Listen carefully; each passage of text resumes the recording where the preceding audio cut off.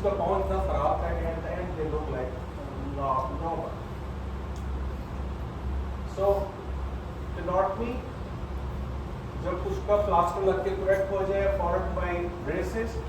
अब अगर जो इसका रिजल्ट 80% जो है वो डिपेंड करता है पेरेंट्स के ऊपर, क्योंकि अगर इसको वो डेनिस ब्राउन शूज नहीं पहनाएंगे तो उसके अंदर 80% चांसेस है कि वो रिलैप्स हो जाएगा.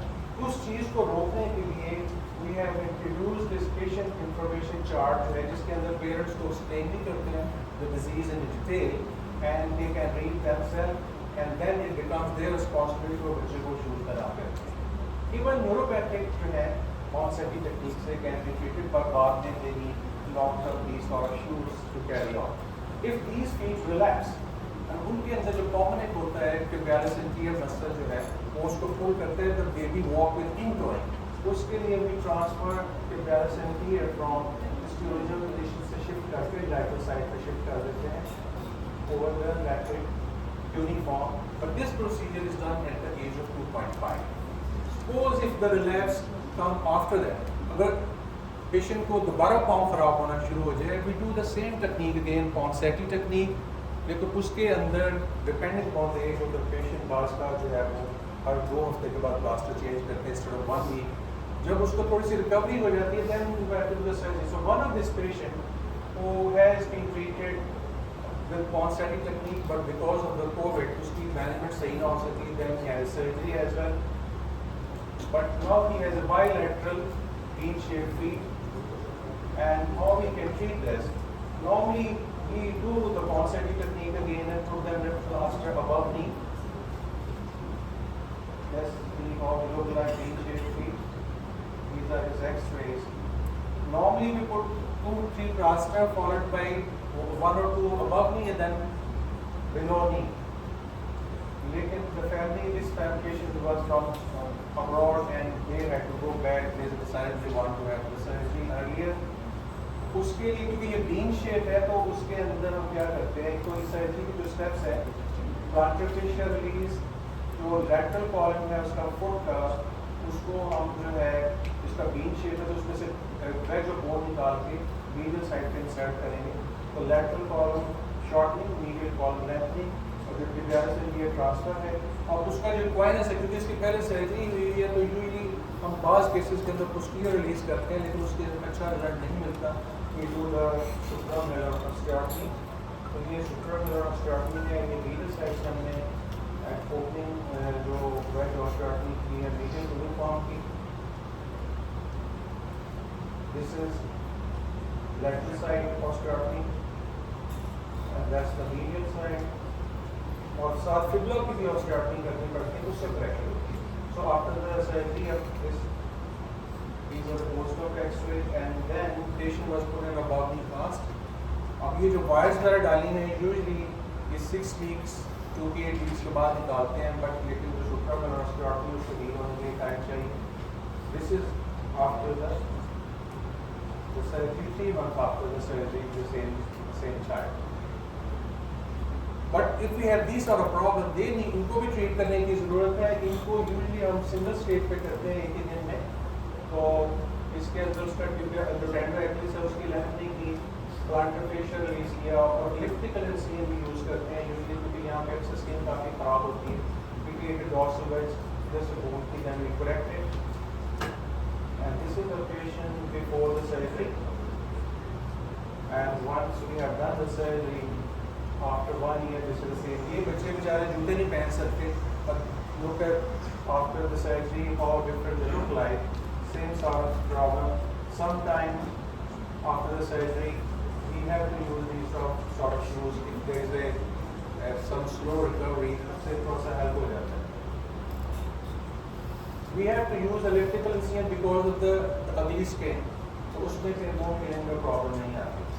Vertical callus is another common problem जिसके अंदर हम this is the child उसको congenital anal atresia था, उसकी सर्जरी हुई और उसका ये स्टोमा बना हुआ है. उसकी वजह से यूजली हम बच्चों को भी अर्ली स्टेज पे मिनिमल सर्जरी कर सकते हैं, बट ही प्रेजेंटेड लेट. तो इसके लिए जो लेट प्रेजेंट करते हैं हम 3 इंसिजन टेक्निक करते हैं. Tendon lengthening for 1 incision. Second incision से जो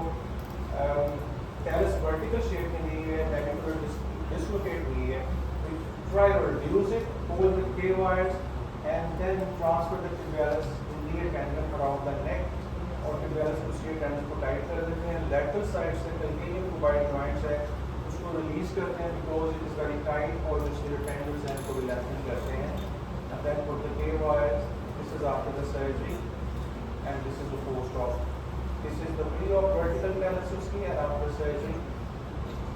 Bilateral एक ही दिन में इसकी सर्जरी की गई थी। This is our longest follow-up of 17 years.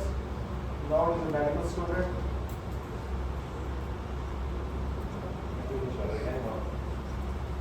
But now instead of doing major surgery by उसके बड़े इंजीनियर उसकी बजाय हम लोग if child present earlier तो जैसे हम पॉन्सेटी टेक्निक से ट्रीट करते हैं क्लब फुट को वर्टिकल कैलस को भी जो है हम इसी तरीके से ट्रीट कर सकते हैं manipulation and stretching it try to reduce the navicular और the navicular joint and push it and then apply a plaster. 5 or 6 plaster जब once we see after that this is the position after 4 plaster and then we check we do the x-ray अगर उसकी position maintain होना शुरू हो गई है vertical callus अपनी जगह पे horizontal हो गई है then we do a minimal invasive surgery जिसके अंदर minimal incision 1 or 2 centimeter and we intensify we open up the joint जो talonavicular joint है reduce it and put one wire और साथ जो tendinoacheus है उसकी length में कर देते हैं perpendicular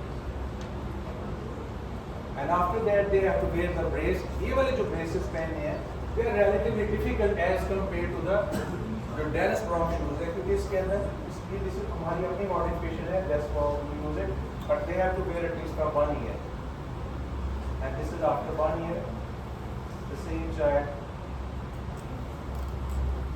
some cases on the right side, some on the left. जो bilateral है उनके लिए जो है ना ये shoes पहनना relatively easy है।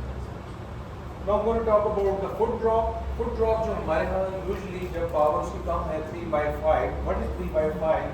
Medical research council जो है grade करती है तो इसमें patient जो है against the gravity अपना foot नहीं उठा सकता। उसके लिए जो drop foot होता है फुट के आगे जो 4 टेंडन्स हैं tibialis anterior extensor digitorum longus extensor versus longus ये जो 3 टेंडन हैं ये एक्चुअली फुट को ऊपर उठाते हैं पेरोनियस जो है वो एवर्ट करता है अगर इनका फंक्शन खत्म हो जाए and that is supplied by जो नी पेरोनियल नर्व है उसकी ब्रांच और अगर सुपरफिशियल डैमेज हो जाए तो पेरोनियल मसल भी डैमेज हो जाता है इसका मतलब ये कि अगर यहाँ पे गन शॉट इंजरी है फ्रैक्चर हुई है डिसलोकेशन है एनी इंजरी है तो उसके अंदर पेशेंट का फुट ड्रॉप हो जाता है लेकिन अगर sciatic nerve डैमेज हो गई है ड्यूरिंग हिप डिसलोकेशन तो पूरी की sciatic nerve जो है वो पैरालाइज हो गई है अगर पेशेंट को डिस्क प्रोलैप्स हो गया उसकी वजह से भी फुट ड्रॉप हो सकता है तो जो नॉर्मल फेज है पेशेंट का स्विंग फेज उसके अंदर जब ये मसल काम नहीं कर रहे होते तो पेशेंट की स्टेपिक गेट बन जाती है तो मोस्ट कॉमन etiology में कम प्रोसेस बटक के अंदर जो इंजेक्शन लग गया या बाकी जो आपको मैंने फ्रैक्चर्स मेंशन किया so these are the possible central cause भी हो सकती है ब्रेन इंजरी हुई है तो उससे भी फुट ड्रॉप वगैरह दोनों साइडों पे हो सकते हैं ठीक है but these are the direct trauma which I have already mention but how you diagnose आपने उसको डायग्नोज भी करना है कि फुट ड्रॉप उसका किस वजह से हो गया you do the x ray examination और रेलेवेंट उसके एमआरआई लेकिन nerve conduction study it is very important और उसकी जो है पावर आपने डॉक्यूमेंट करनी है So initial treatment used to be only doing foot sprint, उसको KFO दे दिया, थोड़ी सा physiotherapy हो गई, rehabilitation हो गई, but they need a surgery. Usually जो nerve injury है उसको repair कर सकते हैं, nerve grafting कर सकते हैं, nerve transfer हो सकती है, but अगर हमारे पास usually late present करते हैं after 1 year, then we do the corrective surgery. एक there is a way we can जो फुट ड्रॉप हो गया पेशेंट अपना फुट भी उठा सके अपनी टोस भी उठा सके उसके लिए we are using this technique that's called dynamic tendon transposition इसके अंदर जो पोस्टीरियर टिबियल टेंडन है उसको हम ट्रांसफर करते हैं एंटीरियरली प्लस जो फ्लेक्सर डिजिटोरम लॉन्गस है उसको भी ट्रांसफर करते हैं 3 इंसिजन 1 यहाँ से एक्सपोज करेंगे हम लोग tibialis anterior tibialis posterior and flexor digitorum longus यहाँ से हम हार्वेस्ट करेंगे और इसको जो फ्रंट tibial है जो इनसिजन है थर्ड इनसिजन इधर से हम इसको लेके आएंगे so these are the tendon exposed over here anterior tibial tendon extensor versus longest, extensor digital longest. ये जो सीन किया था इससे हमने बेसिकली tibialis anterior जो है उसको यहाँ से डिटैच किया. This is the latest technique. इसके अंदर क्या करते हैं कि tibialis anterior को इधर से कट करके we shift this to the lateral cuneiform.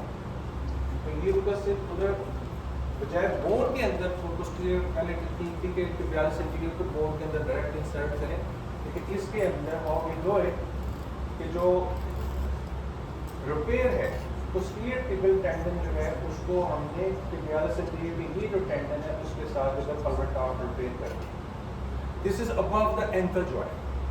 Similarly जो flexor digitorum longus है जो हमने ट्रांसफर किया है वो extensor digitorum longus extensor versus longus जो शुरू में मैंने नॉर्मली बताया था ये जो टेंडन्स है अगर हम इनको मूव करें तो डायनामिक पेशेंट की मूवमेंट आएगी. This is 6 months post surgery. Now he has full dorsiflexion of the he is getting good dorsiflexion of the foot, लेकिन उसकी टोज है वो भी साथ मूव कर सकती है. बट हमारे यहाँ थोड़ा सा प्रॉब्लम ये है कि patient usually present a bit late. अब इसके बटन में इंजेक्शन लगा है उसके बाद ना सिर्फ उसका फुट ड्रॉप है उसकी फुट की शेप भी चेंज होगी. तो नॉट ओनली टेंडन ट्रांसफर करना पड़ेगा हमें उसकी फुट जो है उसको भी करेक्ट करना पड़ेगा. This is our planning. We are going to take it dorsal west care. ये जो दो जॉइंट्स है इसको ऑर्थोडीज करना पड़ेगा. यहाँ से हम प्लांटर फेशियल रिलीज करेंगे और साथ इधर से हम टेंडन ट्रांसफर करेंगे. This is the balance posterior जो हमने फ्रंट में ट्रांसफर किया है. यहाँ से डॉर्सल में ट्रांसफर इसका पेरोनियस लॉन्गेस्ट जो है उसको हमने पेरोनियस ब्रीवियस के साथ अटैच करके ताकि वो उसकी अवर्शन में हेल्प करें. और जो टिबियालिस पोस्टीरियर है उसको हमने फुट के ऊपर डिस्टल टू द ऑस्टियोआर्टरी इंटरफेरेंस स्क्रू के साथ होल्ड किया हुआ. And we have done the calcaneal osteotomy as well. This is after the surgery. This is 6 weeks after the surgery. जो इसकी dorsal transectomy की जो osteotomy है उसकी जो wires है we try to hold up till 3 months. This is another case जिसके अंदर patient को gunshot injury हुई और उसके बाद उसकी same sort of scenario and we have done sort of similar surgery over here. Sometime ये जो न्यूरोपैथिक फुट है ये आर गेट निगलेक्टेड. इसके अंदर एडिशनल कंपोनेंट की सेम प्रॉब्लम है लेकिन इसके अंदर जो एंकल जॉइंट है वो भी वेरी अनस्टेबल है. तो उसके लिए हमने the same sort of steps लेकिन इसके अंदर हमें इसके एंकल जॉइंट की स्टेबिलिटी के लिए we have put the knees from the knee. उसकी एक साइड की पहले सर्जरी की और फिर उसके बाद दूसरी साइड की उसकी सर्जरी की. जो फ्लैसेट अगर पाँव के पीछे वाले मसल जो है वो भी पैरालाइज तो हम हमारे पास वी डोंट हैव ऑप्शन कि हम पीछे से tibialis posterior को आगे शिफ्ट करें. These sort of patient look they want to wear the normal shoes. उसके लिए हम इस तरह करते हैं कि जो अपने टेंडन हैं extensor digitorum longus, extensor versus longus tibialis anterior tendon, ये तीनों टेंडन्स को जैसे रोप की तरह खींचें. we pull them और we cut them. उसको हम इस लेवल के ऊपर हमने इसको कट कर दिया और इन्हीं टेंडन्स को बोन के अंदर दो होल मीडियल टू लैटरल करके इन टेंडन को पास करके फुट को डॉर्सिफलेक्स किया and we have tied these tendons. Look at कि ये जो है इसको टेंडन को जब हमने बोन के साथ एंकर कर दिया तो अब मेरी सपोर्ट हाथ की नहीं है and the foot is holding like straight. Now they can wear the normal shoes. अब वही पर्सनैलिटी एक बच्चे की जिसका पहले इस तरह का सिचुएशन थी आफ्टर दिस सर्जरी तो शी गेट चेंज. अब कुछ बच्चे जो है डिसेबल्ड है they want to walk, they can stand on the knee और the parents want कि ये जूते पहन सके. We can do the same surgery over here.